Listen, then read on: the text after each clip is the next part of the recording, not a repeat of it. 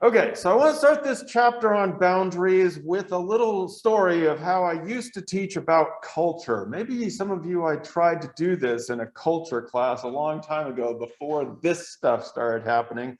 I talked about what is called proxemics. And it's a really interesting idea, which is how much space you believe you need between you and the person you're talking to. Aaron, you may remember this. You're shaking your head like you remember it. Yes, wow, that was like so many years ago too. So the idea is, well, it's not actually a belief that we have it, consciously. It's something that is in our subconscious. And so in the United States, apparently we grow up, or many of us, or most of us, are kind of as a cultural norm that we need about 18 inches of space between us and the person we're talking to. And if we get closer than that, then people get a little bit weirded out, like you're invading their space. If you get further than that, people feel like you can't make a connection. And so traditionally, it's been about 18 inches of personal space when you're talking to each other. Now, in other countries, such as many Latin American countries, the space is about 14 inches apart. And so what happens is that, people in those countries, since they've sort of been raised in that, again, this is not something that you're doing the measuring, it's for the observers from a distance who have measured this out. Your mom didn't come up with a ruler and tell you how far away you needed to stand. It's just something you grow into, and your physical space also reflects those kinds of ideas. And so in those places, you need to be a little closer. And if you feel like someone is, it's the same thing. So when I first got to do my field work in Ecuador and Colombia, you're doing this little dance because you're talking to somebody and they keep getting closer to you and you start feeling like your space is being invaded. And so you're, slowly shifting away down the hallway. The person's trying to make a connection and you're trying to back up. Now, over time, you actually can learn these different ways of thinking about space. And so then when I would come back to the United States and stand next to somebody in the grocery store, they'd jump out of the way because, hey, things have changed. Actually, Haley, you sort of had a similar experience in Spain, I think. Something like that. What happened there? Yeah, it's just different, like, walking in the street or even walking in spaces.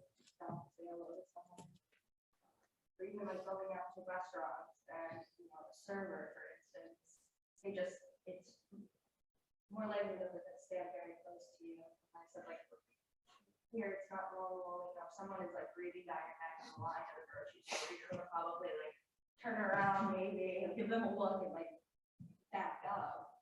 But there was sort of it's very normal to be like a little bit closer to establish that connection. It was just definitely a different type of, I guess, culture shock in a way that I never really thought about. It's very raw, right? I mean, you don't think about it, then you're there and you're like, whoa, something is feeling weird about this. Yeah. Oh, yeah. Yeah, no. No, we don't want to be doing that. Yeah. And I mean, I think the whole notion of privacy, of, needing, as a lot of us in this country, we need alone time, right? And in other places, it's like, only people who are kind of weird need alone time. I mean, being alone is seen as, only that's something that you're a suspicious person if you need alone time. You want to be together. You want to be, social. So that was great. There are so many good years of teaching that. Now, oh my gosh, if I see somebody on the other side of the street, I'm like off to the other side now. 6 feet, I prefer 14 feet. You notice I haven't moved from here the whole class time. I did hand a paper topic, an essay topic to one of you, but I felt like, ooh, I don't know. I don't know if I should be moving out here in the post-COVID. So COVID obviously has, well, what do you think? Are we now going to be in 6-foot world forever? What's the deal?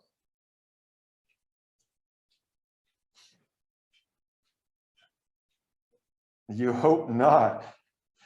I think some people have decided that our personal space, maybe we were overdoing it, and maybe we want to go back to having really crowded parties, right? You know, I don't know when, hopefully someday. But yeah, it has definitely changed the idea of how far distance you should be and all those kinds of things. Aaron, you were surprised to see this in the textbook. Why? It's such a recent topic that, I mean, you can hear you said that it was a new textbook, but I don't know, it's been shocking me that we're still experiencing it.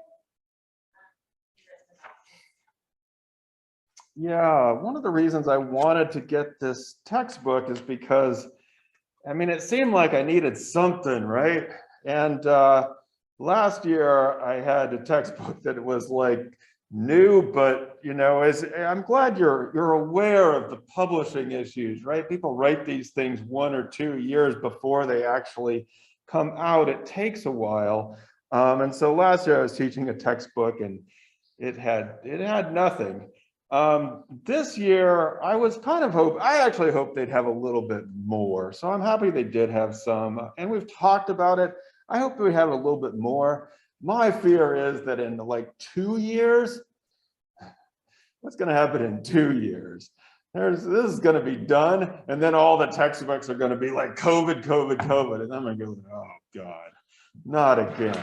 So yeah, I mean, I wanted a little more. I'm afraid of what's going to happen next in the textbook industry, because some of us are probably getting tired of it.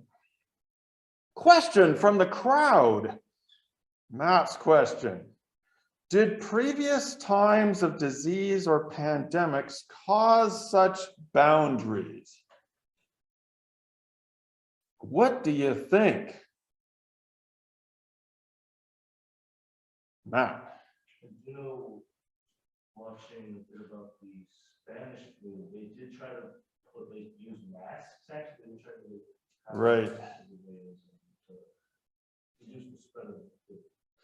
Yeah, the use of masks was actually, oh man, I mean, the conspiracy theories about that are raging, but yeah, they did try that during this pandemic is mostly compared to the so-called Spanish flu influenza of when 1918 or 19, and there's a convenience in comparing it to that.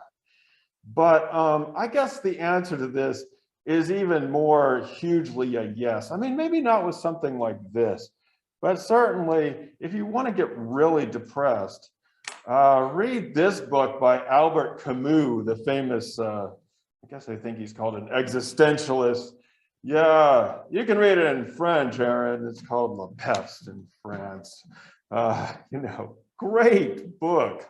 Maybe not the reading you want to do now, but is about, you know, I mean, in fact, the Europeans really did at one point have these things kind of figured out when, you know, most of these things came through and were caused by close association with rats and other things. And so, you know, these plagues, especially like smallpox, I mean, it was dramatic. When the smallpox was coming in, you like shut the door, you shut the whole city down and started burning stuff.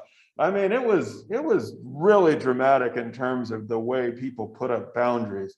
In this book, I think he's, you know, it's actually is good to read. I was looking for some good quotes to it because, I mean, he also talks about kind of, you know, how people, when faced with these kinds of things, also turn to a sort of reckless abandon. And it's a strange thing, you know, in this country. For example, we've seen traffic fatalities go way up. And it seems people don't want to wear their seatbelts anymore. And it's like, it's hard to really understand, except I think if we're forced to take a lot of safety measures, we feel like, I don't know, nothing else matters, or at least I want to risk my life in the car or something. So be careful out there. But yes, the answer to this is yes. There have been lots of times in human history. In fact, we're probably marked by more plague-related restrictions than others. So for sure, bless you. Another question from the crowd. Aaron's question. The world has now proven that it can pivot extremely quickly and make changes when necessary. So why do we not see such rapid change when it comes to social or political issues?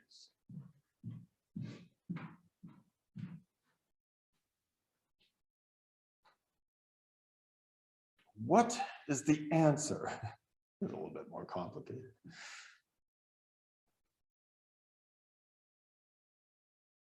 Aaron. Something I was thinking about is kind of had to make the change so quickly with COVID, and then with like, I don't know, different social movements that are going on, people are like given the time to take their opinion into account. They're like taking more time to really react to what's going on. Yeah, I mean, there's a certain, you know, I mean, I don't know exactly what, you know, which social movement you might be referring to, but yeah, there's a certain gotta do this kind of thing with COVID.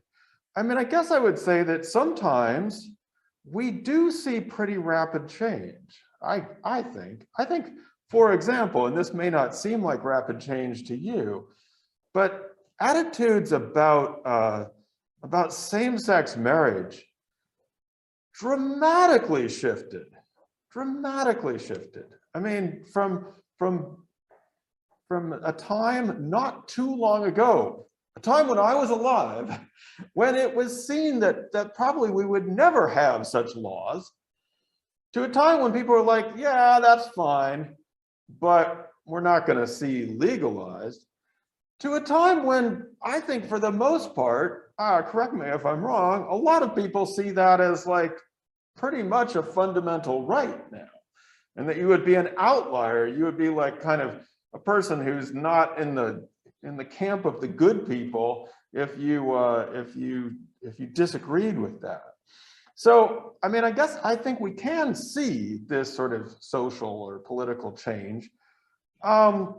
We can also see, of course, that a lot of these movements lead to rapid backlash as well.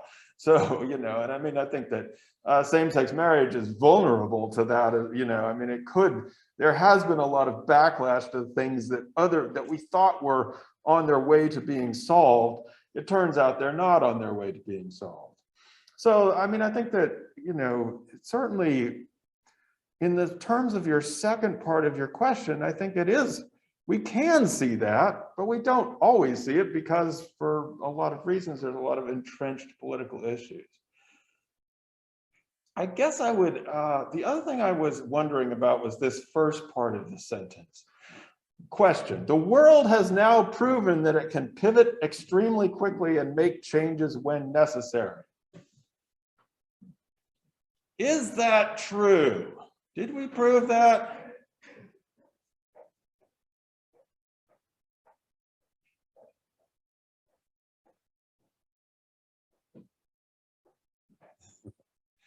Think about it some. I would say it's still an open question. I think certain parts of the world did not pivot. I don't know if the world has proven this yet. I mean, you know, if you look at our percentages of people doing certain things that we have asked them to do, they don't seem to be pivoting that quickly. So, you know, I mean, here we are. We seem to be making changes when necessary, but I'm not sure the world has proven that. I think some people have proven that they really aren't going to change very fast. So, you know, it's definitely worth thinking about anthropologically. Transhumanism. From the beginning to the end, we'll skip this ethnicity for a bit. Don't worry, we're coming back to it. Gabe, what the heck is transhumanism? It's just like is it like a belief system? No, it's like a movement. So like, as technology advances, like, it's just you'll like replace certain parts of yourself with technology. Mm-hmm. Like you'll augment yourself. Yeah. Leading to the question, This was their question, but it was also your question, which you answered. What's the answer? No, it doesn't stop us from like being human. Yeah, I mean, I guess it's kind of like globalization in a way. I mean, tool use is fundamental to being human, extending ourselves through the use of tools and technology, if you want to call it technology. We've been doing that for a long time. You might say that transhumanism is the condition of being human is being transhuman.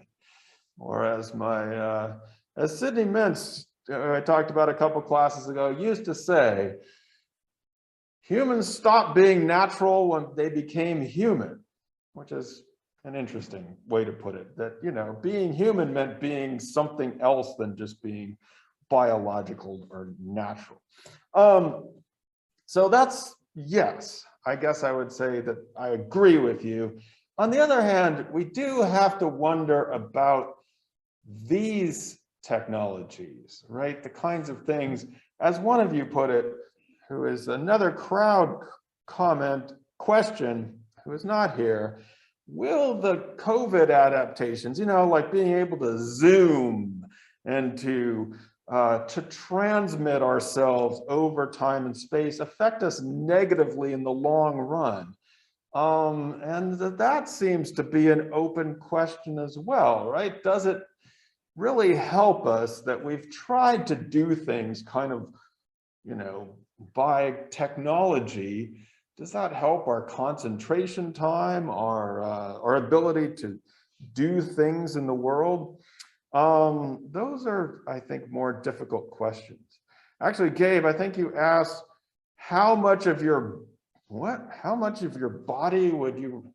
How much of yourself would you change and like replace with technology if you could? How much of you would you replace yourself? Would you replace with technology? Everything, man. No, I don't know.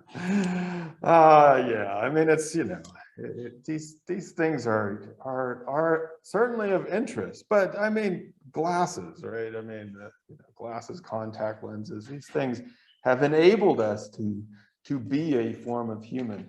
But there's certainly going to be some things that we're going to wonder about in the next bit. We're already wondering about them. All right, good. Okay, now the middle section on ethnicity, which some of you wanted to write about. Most of you probably didn't, because ethnicity. I don't know. I think that ethnicity may be anthropology's most confusing idea. The last time I taught this, it was about the tools, anthropology's tools, and I wondered if ethnicity was like with our Rube Goldberg machine, you know, those things that try to do something by doing a whole bunch of other things, like turning on a light. You start with that, you know, the Rube Goldberg device.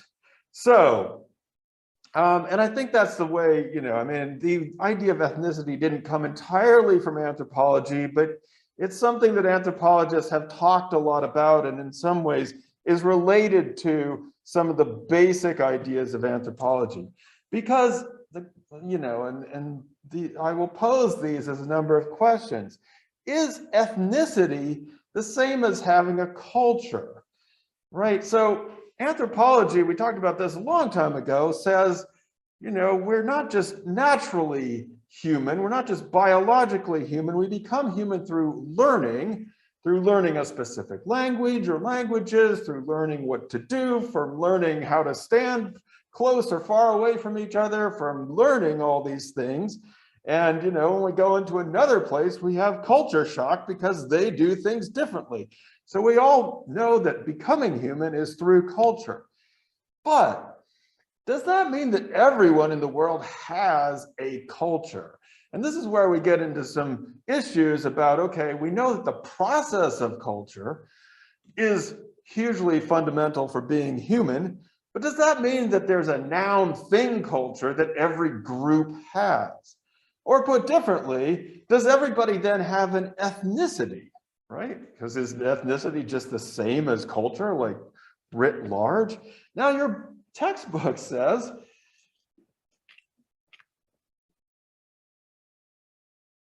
that's kind of a big statement. Every person on the planet has an ethnic identity. Page 315. Which I have to say, I don't know. I'm not sure if I feel like I have an ethnic identity. I don't know if somebody's assigning me an ethnic identity. It's kind of a big statement. And in that sense, you would say that ethnicity is culture.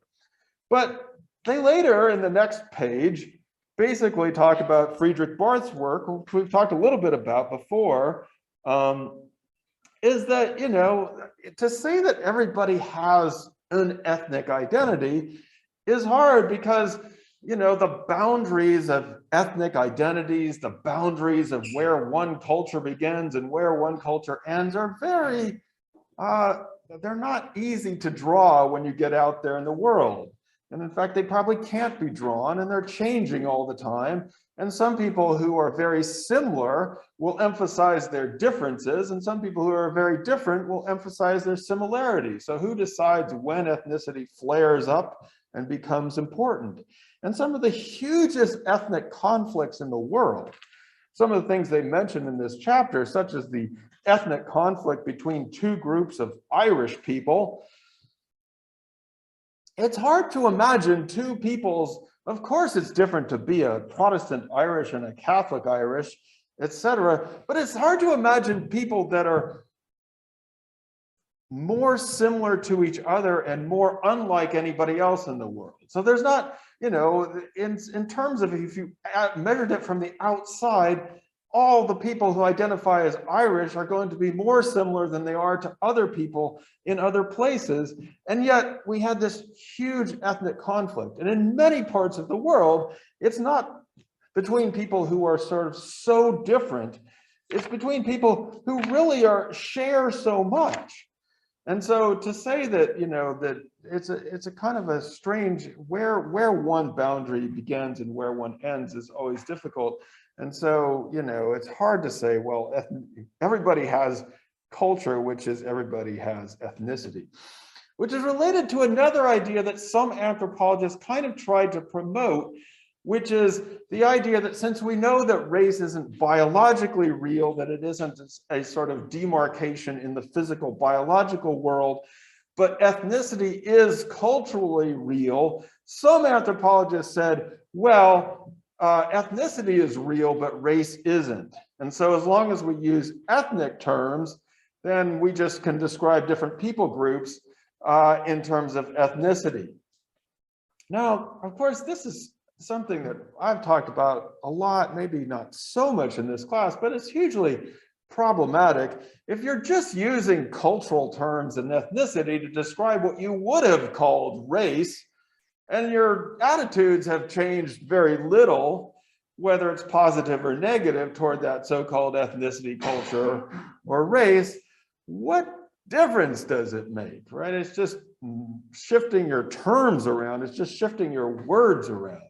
And so, you know, I mean, in some ways you could say the influence of anthropology was that people just started using different words and maybe got more polite and stopped using those race terms as much. And that's important. We don't want to, you know, it's always nice to be civil and it's nice to be polite, but this doesn't necessarily change the basis of what's going on among these groups. So some anthropologists wanted that to be. Some anthropologists said, no, ethnicity is not like race at all. And if you look on page 315, they say that ethnicity does not necessarily have anything to do with physical appearance. Or as some anthropologists said, you know, hey, people who look very much the same,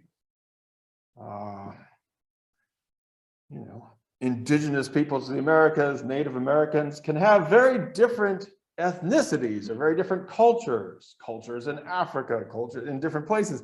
So a lot of anthropologists tried to separate ethnicity from race. And that's, you know, I mean, I think that's kind of true here. As they said, it does not necessarily have anything to do with physical appearance, although out there in the world, people will want it to, right? They'll be thinking about that when it's not like something that you can convert to. Although they say here that you can choose it, which is sort of true.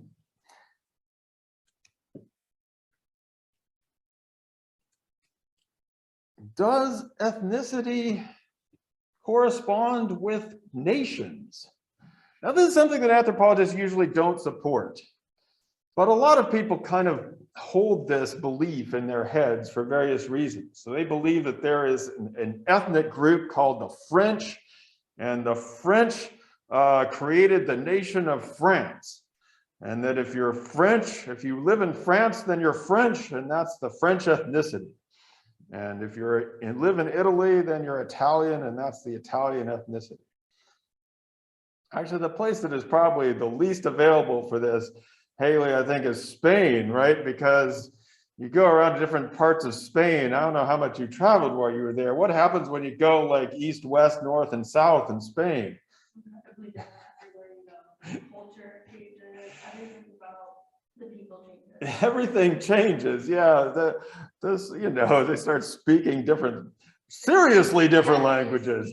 Like different languages. Yeah, I mean, there's like the mildly different where the accent's a little different, and then you go somewhere and you're like, you got nothing, you know. So yeah, Spain has been. I mean, like I live near Basque Country. Right. So some of our things were like Basque words. Okay, right. So yeah, and that's like. So yes, most of the time anthropologists have known this, it wasn't true, but a lot of people still hold this idea that everybody in a certain nation shares that national ethnicity. So anthropologists are much more likely to say that ethnicity is not the same as nation. There is a nation in Africa, Nigeria. So, you know, anthropology would say about Nigeria, so, you know, there's not really, in some ways, you would not say that there is a Nigerian ethnicity. So anthropologists would be like, okay, the nation of this has like all these different ethnic groups. And, you know, so they divide it up into X number of ethnic groups. And then here you have, I mean, these are some very famous groups. There's the Tiv that Laura Bohannon studied, we talked about a little bit. And, you know, these are the Yoruba. And so on the one hand, this is probably a good thing that anthropology often did, is to draw attention to the fact that some ethnicities might be considered minorities in their own country, that they might, you know, to try and give people rights or protection or self-determination within a country that might be trying to get rid of those rights. It's also hugely advantageous for anthropology to say that there are so many different ethnic groups within this country. If we can say that there are, I don't know, 37 different ethnic groups in Nigeria, why is that a great advantage for anthropologists?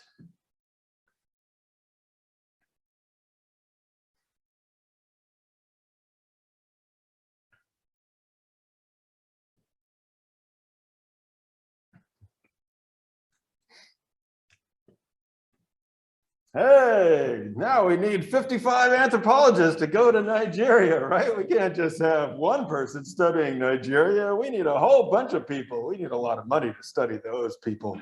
Who knows how many people we need. So this is a great, great idea for expanding the role of anthropology, is to give you lots of different ethnicities. I think they number like 5,000 or something. We can have an anthropologist for everybody. Yeah. So let's see, let's deal with some actual insights that anthropology has given us over the years about ethnicity. So that's was the confusing part. And I think we're going to leave it as a little bit confusing in the sense that we do know a couple things about ethnicity. First of all, as we've just gone through, ethnicity is not something that is eternal, that has existed from the time the world began. Usually, it's a relatively recent idea. And by recent, I mean within the last, let's just say 700 or 800 years, some even more recently, but there are very few examples of ethnic groups that you could say go back even thousands of years. So this is not something that happened, this is not something that is eternal and that has always been true of people. As your textbook says, ethnicity is always situational. That is to say, it is called up at certain times and can be diminished in other times, and it shifts often in terms of your social location. And people often bring it up, or in certain situations, as your text discussed, might feel more British, and in other situations might feel more, I think our famous example here is of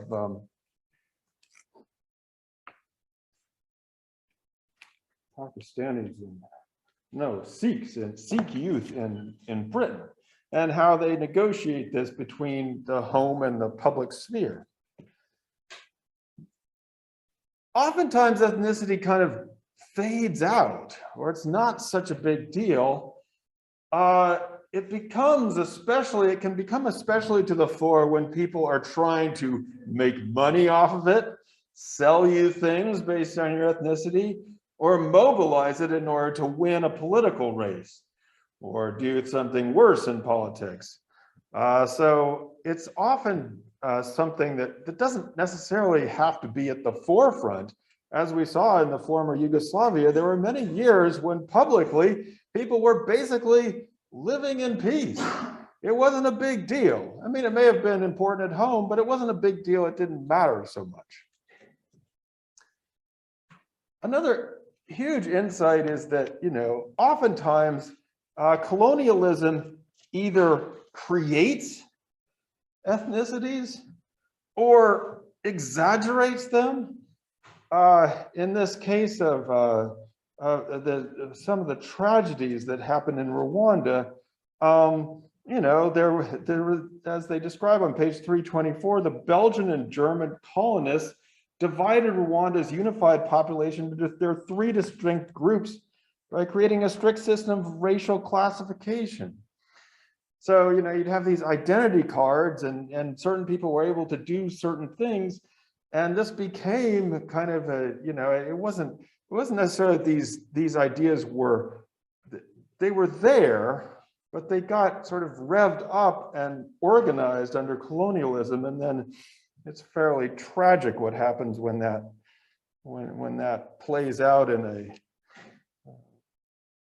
a different situation. So ethnicity is something that almost always is in relationship to a nation or a state. It is not simply that ethnicity precedes the nation and that every ethnicity tries to get their own country. Usually ethnicity is something that is done in relationship to a dominant nation state. And then our final anthropological insight is that, when we think about globalization, especially the contemporary globalization that we've seen, a lot of us felt like, when people are interconnected and they can talk to each other and understand each other, that the ethnic stuff is going to decline, that we'll live in a more tolerant world. And this seems to be the kind of the opposite of what happened, is that coming into contact, or this being able to rub up against people in different ways seems to exacerbate or draw up ethnic identification. So those are your insights from anthropology. A good 6 insights. What do you think has been the reaction from the world toward these anthropological insights? How much influence have we had out there in helping people understand their ethnicity?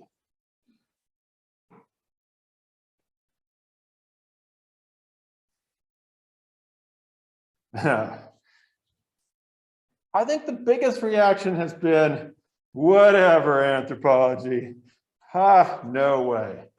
Why? Because it's really lucrative to sell people ethnicity as something that you all need to have and you've always had. And if we measure your DNA and tell you which World Cup team to support, we might be able to sell you a beer. I mean, it's huge. It's a huge business to sell people ethnic identification.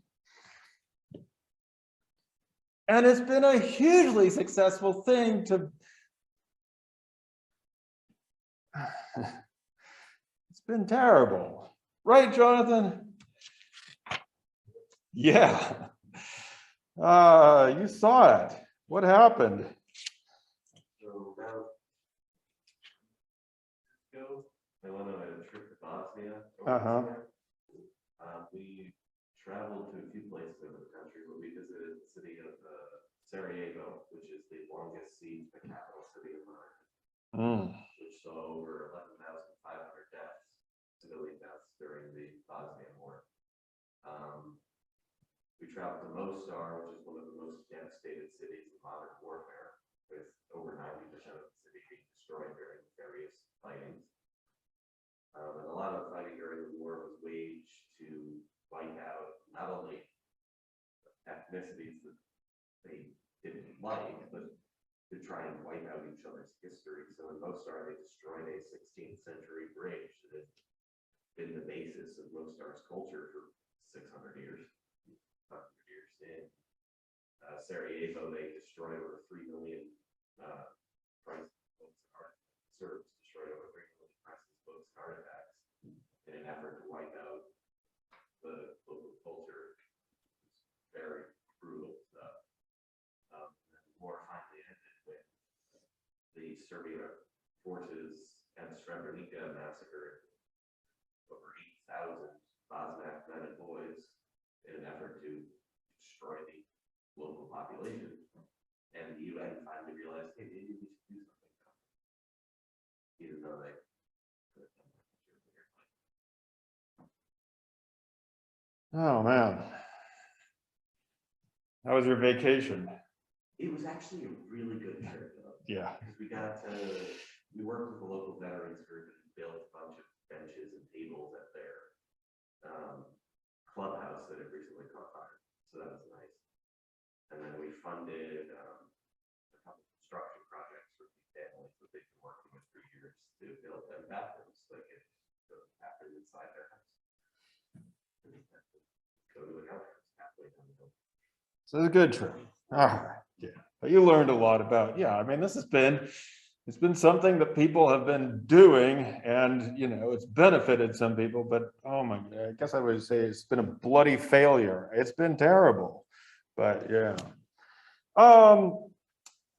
The other part of this is that a lot, you know, as Jonathan said, it's often like countries don't want to get involved. And so if you can say, oh, these people have always hated each other, you know, you're able to wash your hands of it and just step aside. And so, you know, especially former colonizers like in Rwanda, they're just like, oh yeah, these people always hated each other, so this is what happens.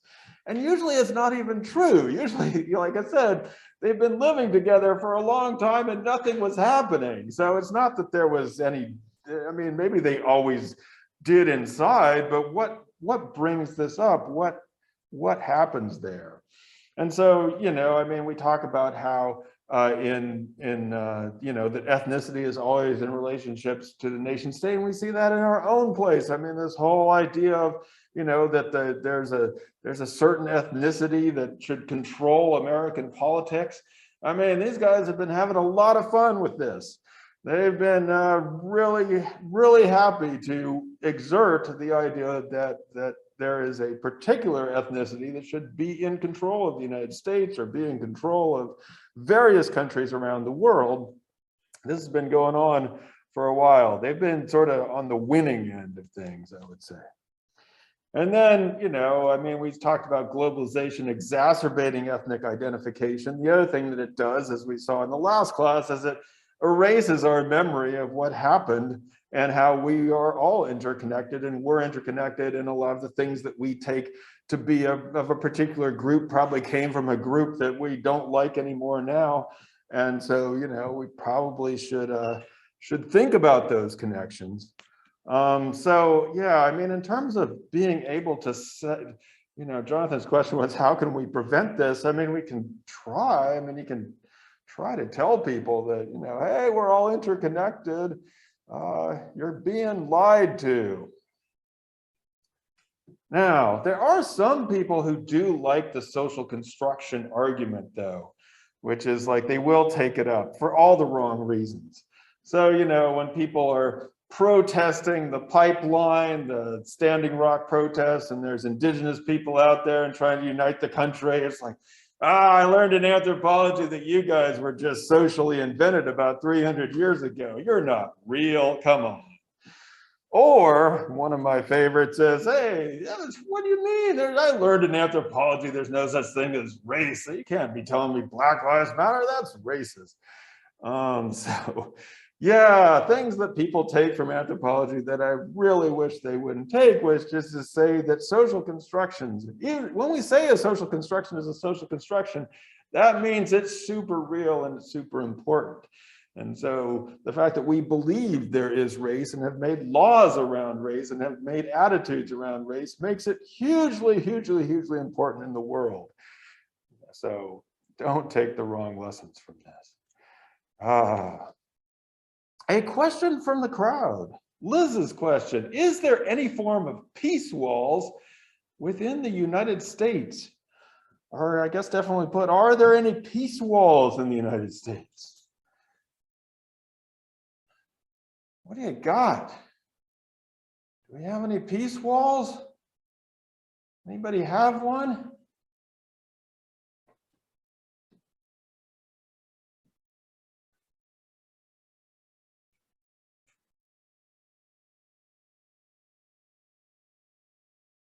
We don't. There was one that I came up with. This is the one I know. Maybe you know it too. 8 Mile. Detroit's 8 Mile Wall, built in 1941. Also referred to as the Wailing Wall, Berlin Wall, or the Burwood Wall. Basically what they did is that you know, I don't know if you've heard about redlining communities.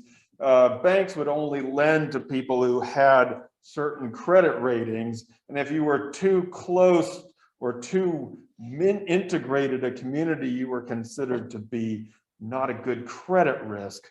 So you would not get a loan, and that you were marked as a red zone.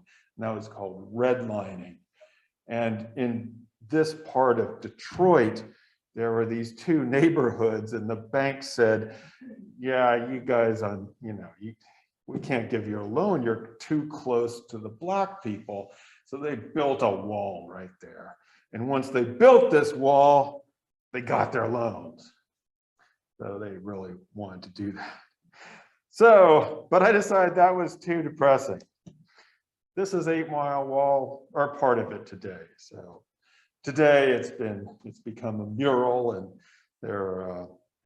it is not a segregated area anymore. Although I guess it's still segregated in the sense that it is Black on both sides of the wall, but there's made colorful murals there.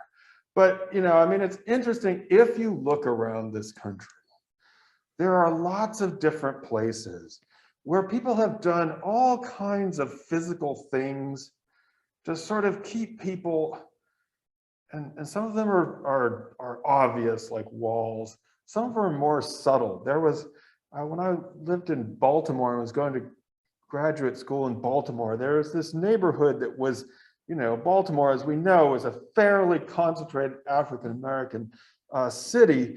But there was this neighborhood that was pretty, how to say, it was like this little upper class enclave in Baltimore. And the funny thing is, if you drove up the street, there was like one street that would separate this. All the streets out were one ways. Like you couldn't turn in.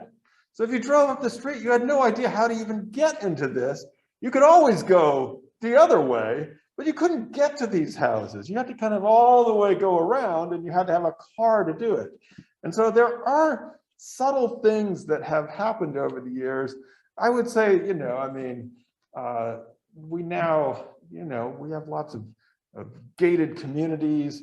Probably just the housing prices in zip codes have kept people out of those. Yeah, Haley. With Skid Row in California, you know how there's like an entire neighborhood basically just cut off from the rest of like the town for people released from the prison and rehab and it's like cut off from the rest of the road. There's like roadblocks up so you can't go through. People prepare that be considered like I mean, it's not like peaceful. Right. No, but it's a form of geographic separation and exclusion, right? Putting people into places. I mean, you could also say that like the housing prices of San Francisco have a similar effect, I mean, it's, San Francisco is a famously very liberal place. And, so you go there and you'll see all these signs like, everyone is welcome here. We welcome these people and we believe in science. And this home costs $5 million. So it's like, well, not everyone can live here, right? You have to be super rich to be able to live there. So, like I said, I don't want to end on a depressing note. We'll end on the mural note and the colorful walls and the way people are hopefully someday is going to break down these boundaries. But yeah, it is worth looking at the subtle boundaries that we place in our landscape in order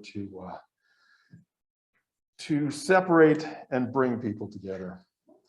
All right, folks, enjoy the sun.